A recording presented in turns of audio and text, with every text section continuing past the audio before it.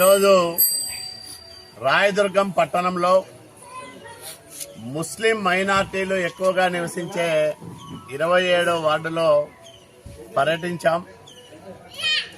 చాలా సానుకూలమైన వాతావరణం, ముఖ్యంగా మహిళల్లో ఎట్లాగైనా సరే చంద్రబాబు నాయుడు గారిని గెలిపించుకోవాలి, గెలిపించుకుంటేనే మైనార్టీల సంక్షేమం సాధ్యమవుతుంది.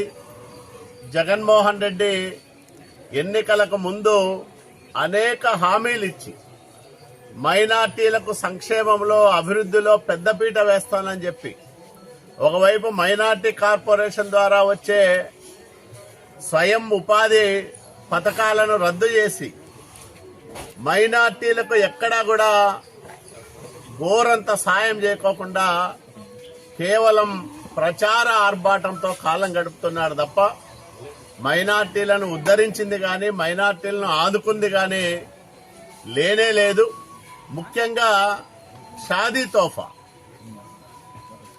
10వ తరగతి పాస్ అయితేనే షాదీ తోఫాకు అర్హులని నిబంధన పెట్టడం వల్ల 100కి 10 మంది కూడా అర్హత సాధించడం లేదు. దానికి మేమున్నప్పుడు చాలా ఉదారంగా ఇచ్చాం.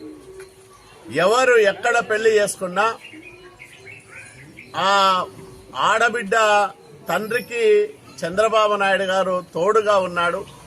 కూతురు పెళ్లి చేయడంలో ప్రభుత్వం వాళ్లకు బాసటగా నిలబడింది. వాళ్ళ ఆర్థిక వ్యయంలో ప్రభుత్వం కూడా భాగం తీసుకుంది. మరి ఇప్పుడు అట్లాంటి వాతావరణమే లేదు ఎక్కడ చూసినా. మేము మసీదులు రిపేర్లు చేశాం, షాదీ ఖానాలకు డబ్బులు ఇచ్చాం. అదే రకంగా అనేక మైనార్టీ సంక్షేమ కార్యక్రమాలు మేము అమలు చేస్తే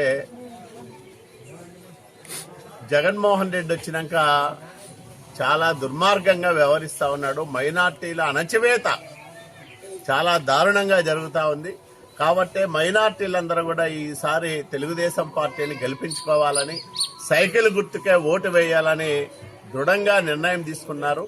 కాబట్టి వాళ్ళ అభిమానంతో, వాళ్ళ ఆదరణతో, వాళ్ళ మద్దతుతో నేను రాయదుర్గం నియోజకవర్గంలో 50,000కు తగ్గకోకుండా మెజార్టీతో విజయం సాధిస్తానని స్పష్టంగా ప్రకటిస్తా ఉన్నా.